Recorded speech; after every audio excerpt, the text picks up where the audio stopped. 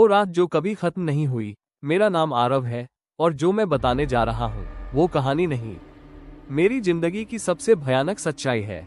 आज भी जब रात के 2:13 बजते हैं, मेरे कमरे का दरवाजा अपने आप धीरे धीरे खटकने लगता है, टक टक टक, और मुझे पता चल जाता है वो फिर आ गया है।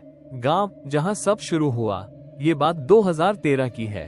तब मैं 11 साल का था और हम लोग महाराष्ट्र के एक छोटे से गांव भालगांव में रहते थे। गांव बहुत शांत था, इतना शांत कि रात को कुत्तों के भौंकने की आवाज भी डराने लगती थी।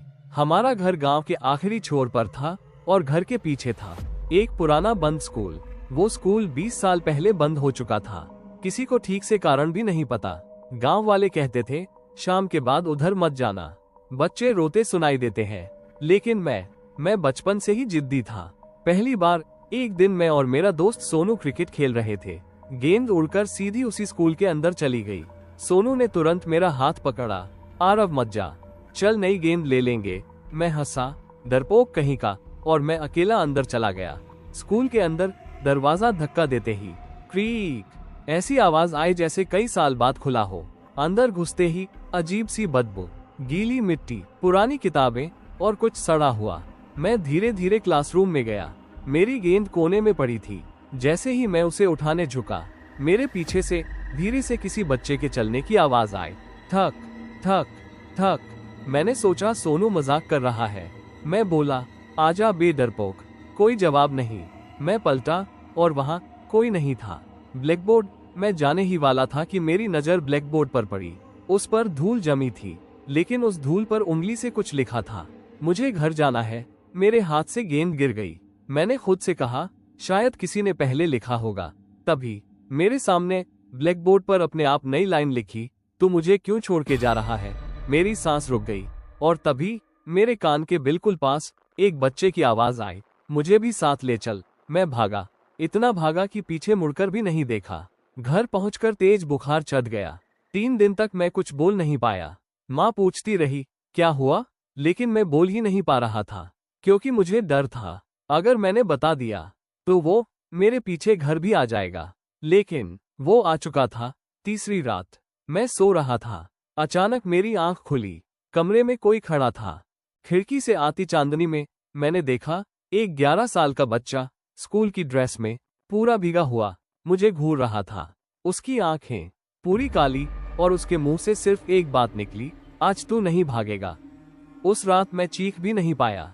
मेरे सामने खड़ा वो लड़का भीगा हुआ, पैरों से पानी टपक रहा और फर्श पर जहां वो खड़ा था वहां गीले पैरों के निशान बन रहे थे।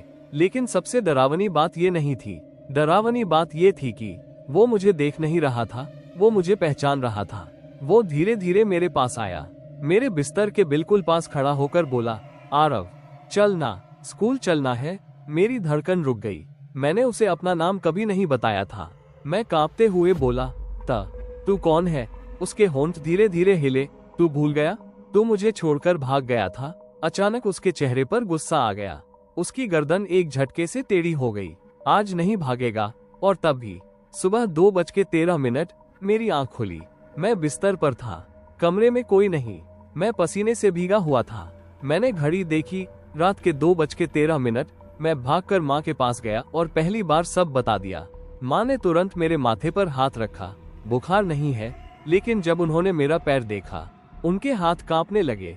मेरे पैरों पर कीचड़ लगा हुआ था और वो हमारे घर का नहीं था, वो उसी स्कूल की लाल मिट्टी थी।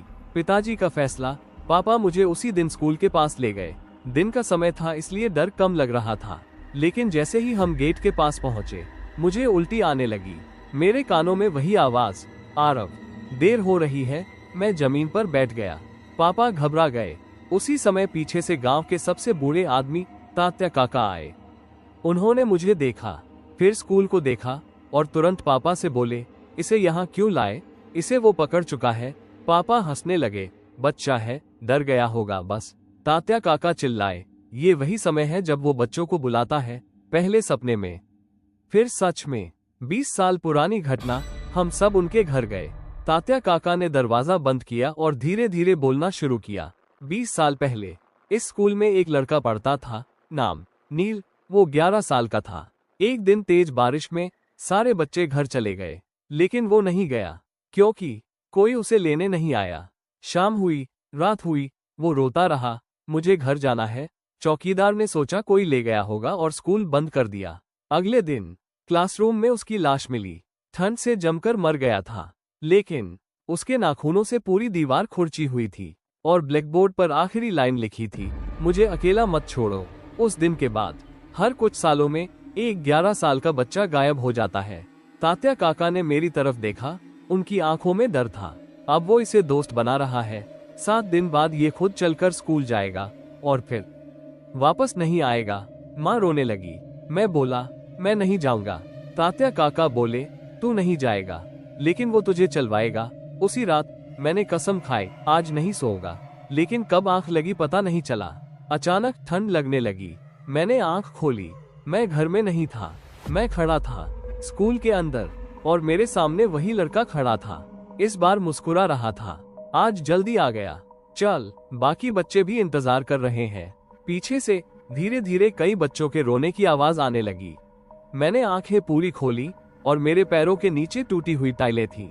छत से पानी टपक रहा था, टप टप टप। मैं सच में स्कूल के अंदर खड़ा था। मेरे शरीर में जान ही नहीं बची। मेरे सामने वही लड़का नील। अब वो पहले से अलग दिख रहा था। उसके कपड़े सूखे नहीं थे, बल्कि ऐसे लग रहे थे जैसे सालों से सड़ रहे हों। और उसकी मुस्कान, वो मुस्कान किसी बच्चे की नहीं थी। वो मुझे अंदर ले गया। उसने मेरा हाथ पकड़ा। उसका हाथ बर्फ जैसा ठंडा था। मैं छुड़ाने की कोशिश कर रहा था, लेकिन मेरा शरीर मेरी बात नहीं सुन रहा था, जैसे किसी ने कंट्रोल ले लिया हो। चल, सब तेरा इंतजार कर रहे हैं। कॉरिडोर से गुजरते हुए मुझे अलग अलग कमरों से आवाजें सुनाई दे रही थी। कहीं कोई रो रहा था, कहीं कोई धीरे धीरे कविता बोल रहा था, कहीं कोई हंस रहा था, लेकिन वहाँ कोई दिख नहीं रहा था। Classroom number 3। हम एक कमरे के सामने रुके।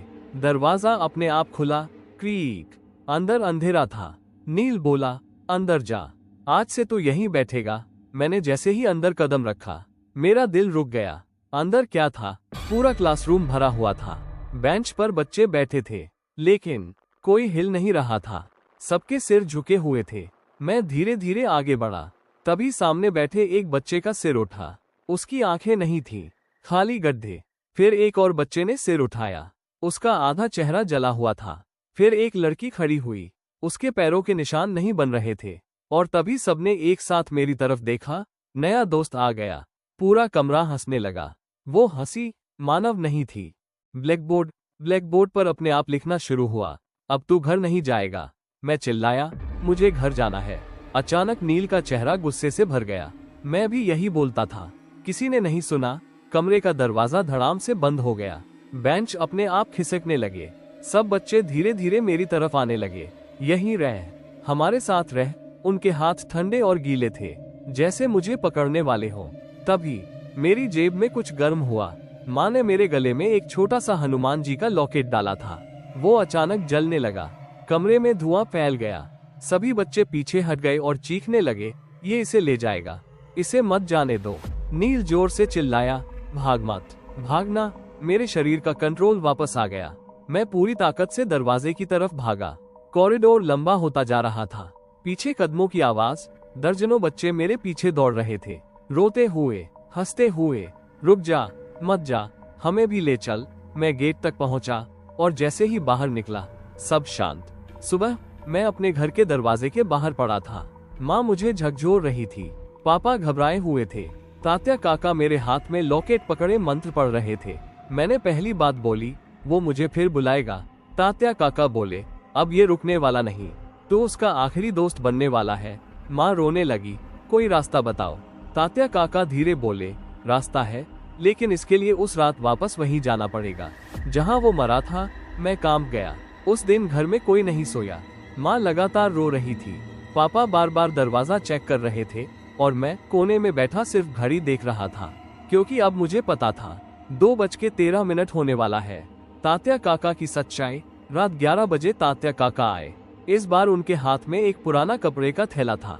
उन्होंने मेरे सामने बैठकर कहा, आज जो बताऊंगा वो किसी को नहीं बताया मैंने। उन्होंने थैले से एक पुरानी उपस्थिति रजिस्टर, अटेंडेंस रजिस्टर निकाली। उसमें साल लिखा था 1993। उन्होंने एक नाम पर उंगली रखी, नील देशमुख, और उसके नीचे एक और नाम, आरव देशमुख। मैं चौंक गया, लेकिन मैं तो पापा भी घबरा गए। हमारे खानदान में ऐसा कोई नहीं, तात्या काका बोले। ये तेरा पिछला जन्म है। कमरे में सन्नाटा। नील अकेला नहीं मरा था, उसका दोस्त भी उसी दिन उसके साथ बंद हो गया था। वो दोस्त तू था। मेरे हाथ कांपने लगे। लेकिन तू बेहोश होकर बच गया, वो अंदर बंद रह गया। मेरे कानों में अचानक वही आवाज गूंजी, तू मुझे छोड़कर भाग गया। सच, तात्या काका बोले। नील को दोस्त चाहिए नहीं, उसे वही दोस्त चाहिए जिसने उसे छोड़ा था। माँ रो पड़ी। मतलब ये इसे मार देगा? तात्या काका, अगर आज इसकी आत्मा को शांति नहीं मिली तो ये इसे अपने साथ ले जाएगा। योजना, आज रात 2:13 पर हमें स्कूल जाना था। मैं, पापा और तात्या काका, लेकिन एक शर्त, अंदर तू अकेला जाएगा। मेरे पैरों से जमीन खिसक गई। रात के 2:05 हम स्कूल के बाहर खड़े थे। आज हवा बिल्कुल नहीं चल रही थी। पूरा गांव जैसे रुक गया था।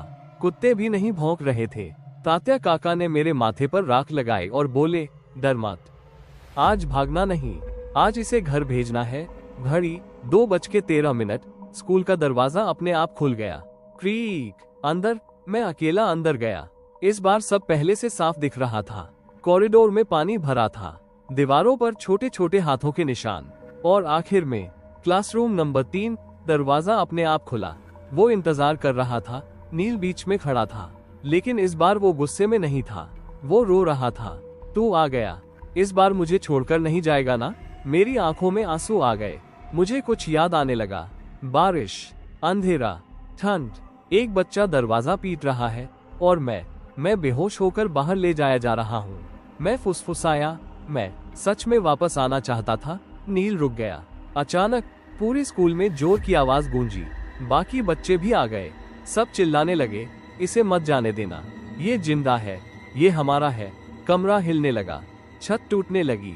नील मुझे पकड़कर बोला, अगर तू गया मैं फिर अकेला हो जाऊंगा। उसकी आंखों से काला पानी बह रहा था। अब फैसला मुझे करना था। अगर मैं भागता, वो मुझे हमेशा बुलाता रहता। अगर मैं रुकता, मैं कभी घर नहीं लौटता। मैंने धीरे से उसका हाथ पकड़ा। मैंने नील का हाथ पकड़ लिया।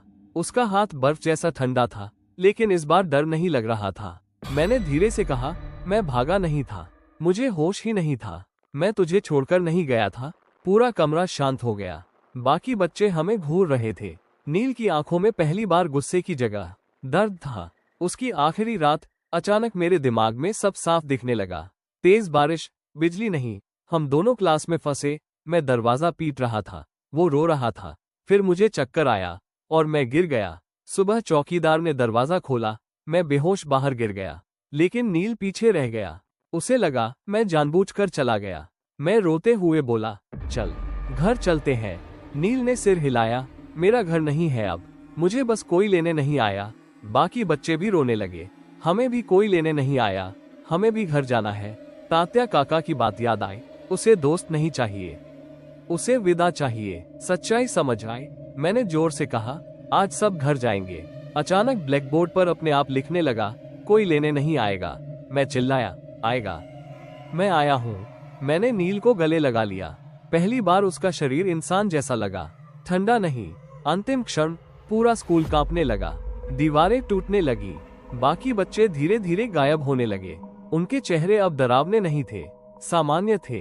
वो मुस्कुरा रहे थे। माँ आ गई, पापा आ गए, हम घर जा रहे हैं। नील आखिरी खड़ा था। उसने पूछा, तू फिर मुझे छोड़ तो नहीं देगा? मैंने कहा, नहीं, इस बार मैं खुद छोड़ने आया हूँ। मैंने उसका हाथ दरवाजे की तरफ बढ़ाया। दरवाजे के बाहर तेज रोशनी थी। नील मुस्कुराया। अब मुझे ठंड नहीं लग रही, और वो रोशनी में चला गया। उसके बाद मैंने आंखें बंद कर ली, और जब खोली, मैं स्कूल के बाहर था। सुबह हो चुकी थी। माँ मुझे पकड़े रो रही थी।